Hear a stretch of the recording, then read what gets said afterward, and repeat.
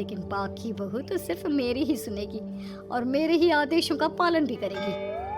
तीनों सासों के बढ़ते झगड़े को देख पाखी अपना आपा खो देती है और जोर से चिल्ला पड़ती है, बस बहुत हुई आप तीनों की तू मैं। अरे रोज ना ड्रामा लगाती रहती हो, 50 साल की बूढ़ी औरतें हो गई हो, फिर भी बच्चों की तरह लड़ती रहती हो। अब बस बहुत हुआ। अब तो मैं आप तीनों में से किसी की भी बात नहीं सुनूंगी और मैं जा रही हूँ ये घर छोड़ के। अब मुझ में और सहन शक्ति नहीं बची, मैं चली।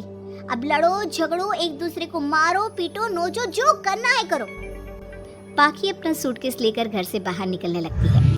तभी तीनों सास बेहद घबरा जाती हैं और भावुक होकर पाखी से विनती करने लगती है, पाकी बहू हमें छोड़कर मत जाओ ऐसे।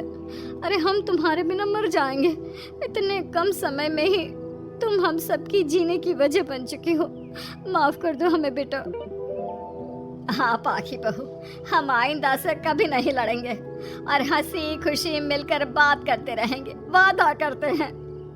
हाँ बहू, लेकिन तू मत जा प्लीज।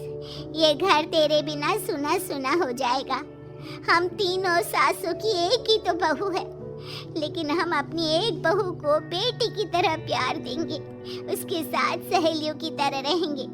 लड़ाई झगड़ा सब कुछ छोड़ देंगे बेटा, लेकिन तू छोड़ के मत जा। अपनी तीनों सासों को भावुक देखकर पाखी की भी आंखें भर आती है और वो उन तीनों को माफ कर देती है और उनके गले लग जाती है। इसके बाद तीनों सास अपनी एक बहू संग खुशी से मिलजुल कर रहती हैं और आपस में जरा भी लड़ाई झगड़े नहीं करती।